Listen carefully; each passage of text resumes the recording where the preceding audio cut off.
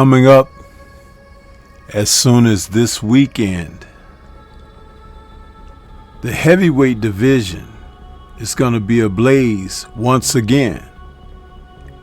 And there are certain fighters who are looking to turn corners in their careers.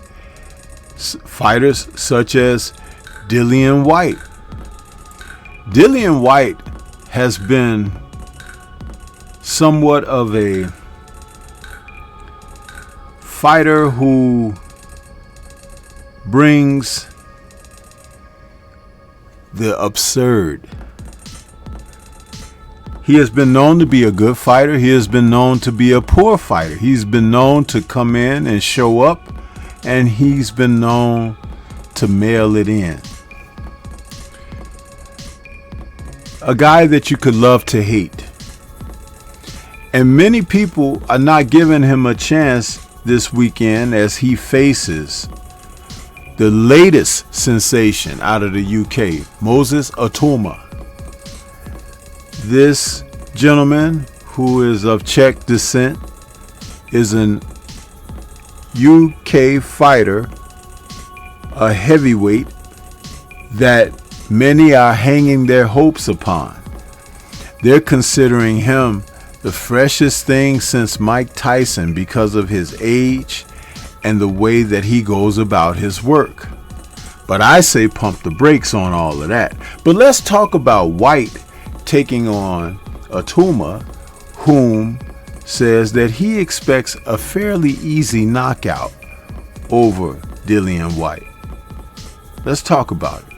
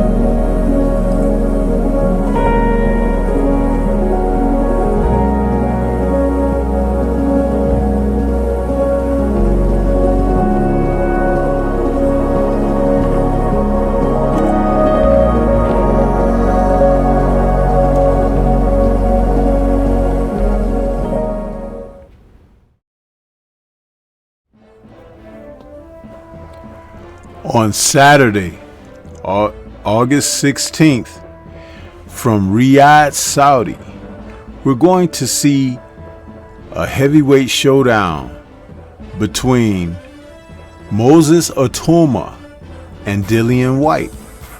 Now, Itauma is a fighter out of the UK that they have been moving toward. They were actually originally chasing Mike Tyson's record of becoming the youngest heavyweight champion in boxing.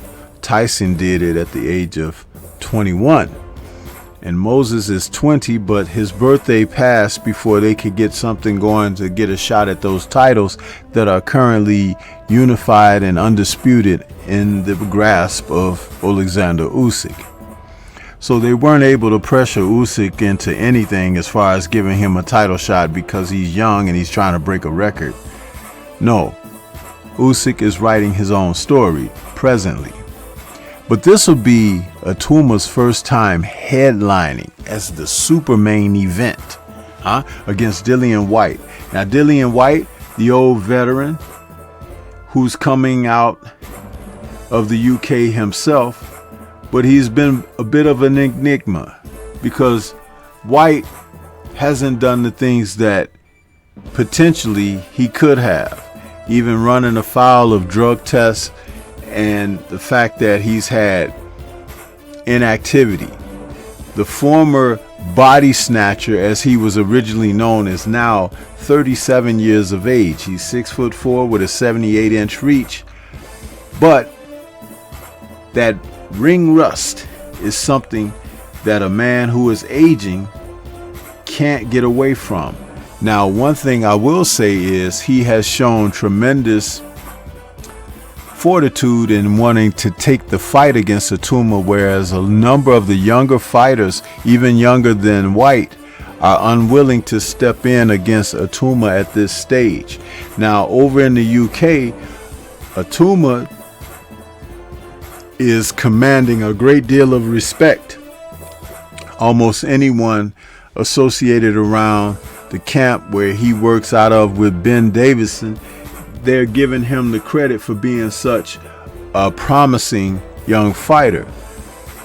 I'm sorry, but I don't see what everyone else is seeing in him. But I'm not hating on the kid. I just say that I know when I'm looking at something that is of a certain level that should be paid attention to, and Moses doesn't strike me as that fighter. Now, if he's better than all of the other UK guys, wonderful. But there have been some pretty outstanding UK fighters who still weren't world class enough to defeat the world champion. And currently, Usyk is the world champion. Usyk is the type of fighter, he could take Itauma to school. Itauma being youthful, having some size and some power punching ability, he would definitely be able to have a so-called puncher's chance. But when you're talking about a fighter like Usyk who has a bachelor's degree in boxing, it is just something you can't overlook. But back to Dillian Whyte. Whyte had been in for a title shot finally in April of 2022 against Tyson Fury, where he was stopped in the 6th round from an uppercut that saw him anesthetized. Since then, he's only fought 3 times, but spread out. His last fight was in December of 2024 against Ebenezer Tate, a fight that really, it was a 7th round victory where Tate retired, but Dillian Whyte got the victory, but he just hasn't looked his best. Now, he had a fight prior to that against Christian Hammer, and he stopped Hammer in 3 rounds. Before that, it was Jermaine Franklin. Jermaine Franklin, he won a majority decision in a fight that some people felt like Franklin should have got the decision, and Franklin fought him in Wembley. So you could kind of say there may have been some home cooking for Dillian in that instance. But overall, when you talk about what they're trying to do with Moses Itauma, who's being promoted by Queensberry and Frank Warren, Moses is a guy whom we're looking at that they're going to need a placeholder when Usyk steps aside and those titles become available. AJ is aging out, and it doesn't look like he's yet recovered over his situation when met with Daniel Dubois in September of 2024.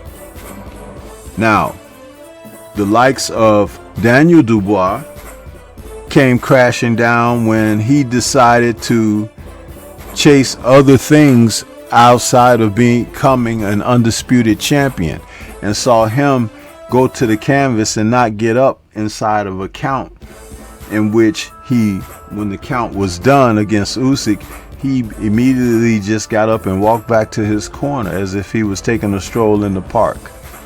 I don't like that. I've talked about it. And listen, Itauma kills guys like that because that shows me that they have nothing going on under the hood and maybe nothing going on under the scalp as well.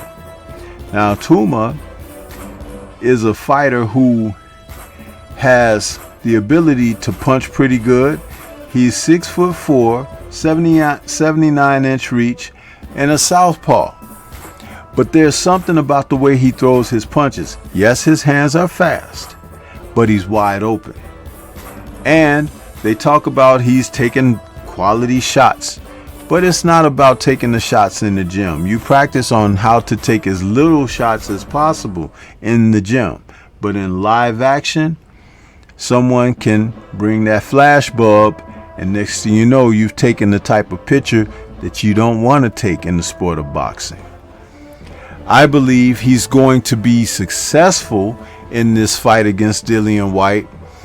If Dillian Whyte had stronger character and resolve, I could give him a greater benefit of being a more experienced fighter. But he has been a fighter of poor character. He has popped dirty for performance-enhancing drugs on more than one occasion. He's come into the ring not looking his best, looking like a fighter that might need to wear a girdle. And then he's been one of those that has been definitely a fighter who could talk a good game, but does nothing and nowhere near back it up when he gets in there for when it really counts. I give him some credit for taking the fight against Itauma where some of his contemporaries were not interested at all. In fact, they'll probably all be seated in the same row right behind one another when the fight takes place so that they can have gossips over what happens and how Dillian approaches the match.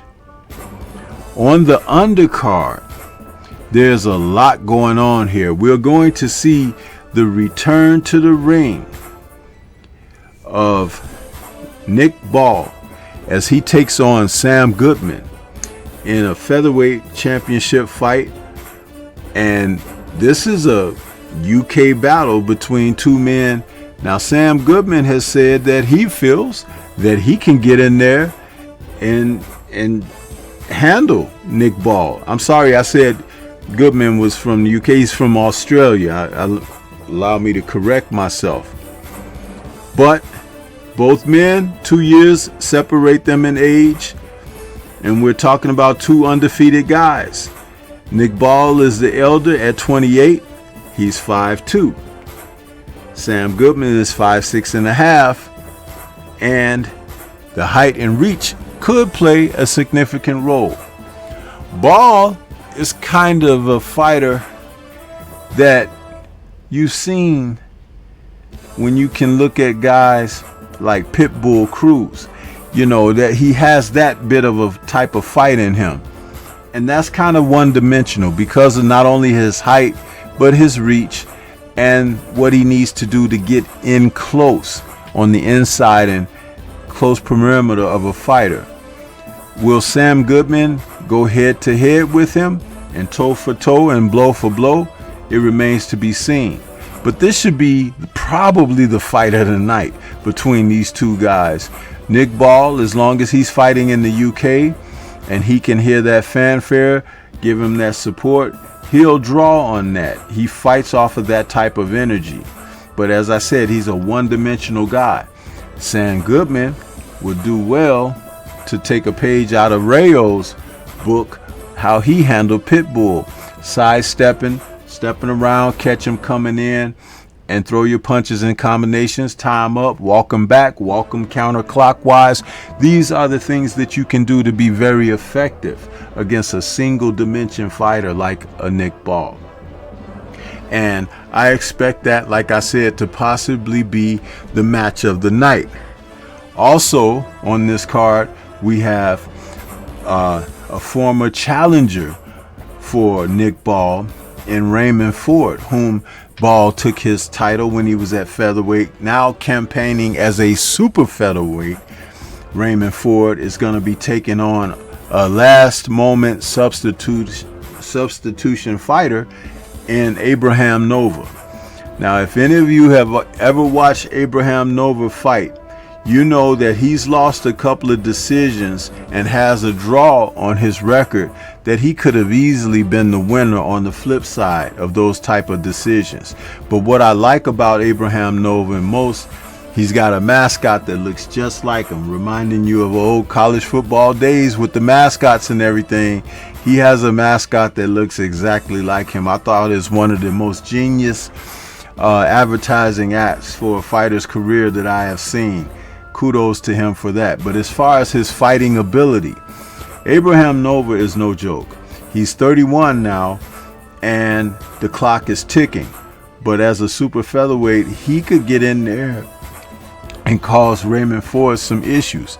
Raymond Ford has lulls in his activity from time to time, and when he gets into that mode, fighters can take advantage by scoring, gaining points, and putting him in not so savory circumstances. His fight against Nick Ball, he said that he should have moved up and not defended at that time because he just couldn't make the weight anymore. But I'm sorry, guys. I've seen so many fighters lose their titles and lose the opportunity for fights by missing on the scales. And I'm just going to say it's a lack of discipline for these fighters. It's a lack of being able to take care of their health in between fights. They take too long to schedule fights and they blow up in weight. It's as simple as that.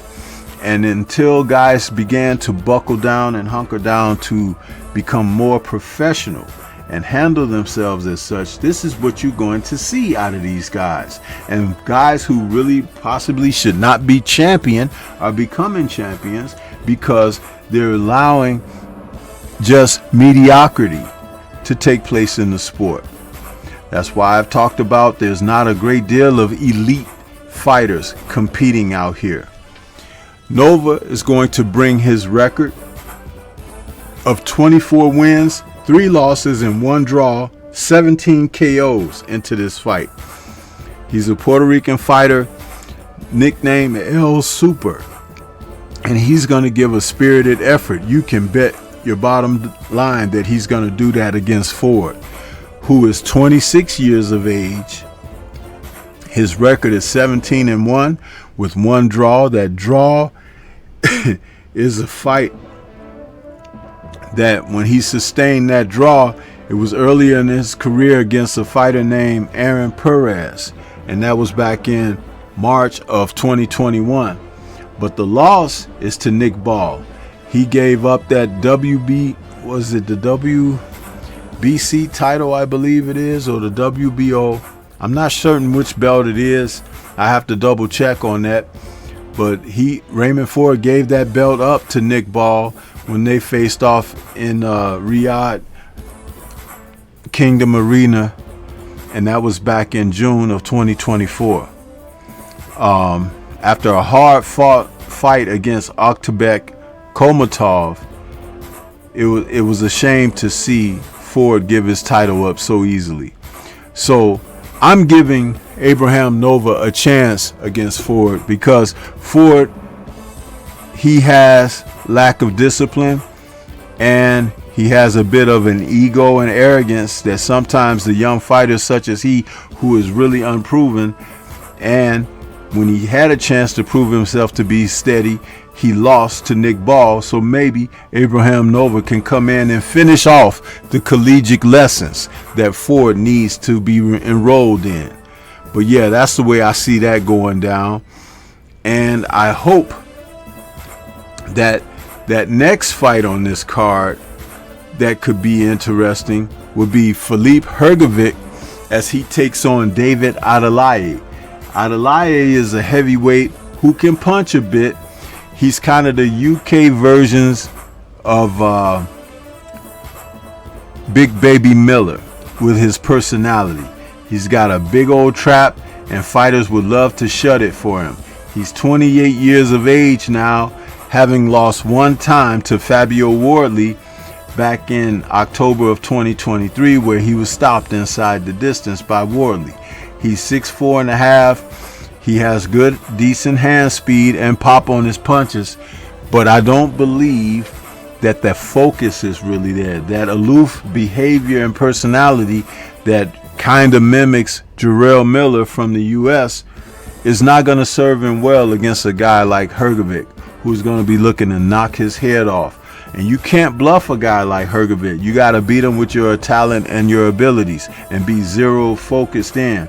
And because of the embarrass that Hrgovic had back in June of 2024 against Daniel Dubois, he's had a win since there in April of this year against Joe Joyce. He's looking to get back on the winning track, and he wants another shot at Daniel Dubois, believe it or not.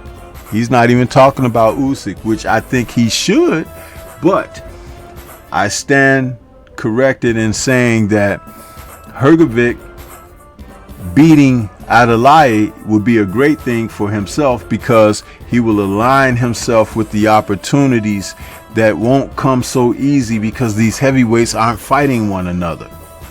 And that's a thing that it's going to require these men to get out there and start facing one another again. The division really is kind of up in the air presently, and there are fighters out there who could fare well, but they're not doing their best. I think Itauma stops Dillian Whyte. Whyte may give a spirited effort. If Whyte were to win this fight against what I'm calling, I would be not only surprised, but I would applaud the man, because sometimes a fighter that's a veteran has it within him to upset what everybody thinks to be an upcoming star or someone to keep your eye on or whatever. He could play the role of spoiler, but I don't know, but it's possible. But I still have Itauma winning. And on this fight poster, you can see where Ford's original opponent was going to be Anthony Kakachi, who pulled out. I don't know the reason that he's not fighting him, but the whole point of getting a fighter of the quality and caliber of Abraham Nova shows that Turkey is trying to keep these cards elevated, and he's doing a great job. And those are my thoughts on that. But tell me, what do you think? This is Stormy B-Man. Shout out to the mighty LDBC and Liberated Perspective, a third eye view of the world. For more content such as this, please like, comment, subscribe, and share. Let me know what your thoughts are about these matchups. Who do you got, and what would you like to see happen? Leave comments and let's discuss further. Peace to everyone out there, and everyone please remain safe.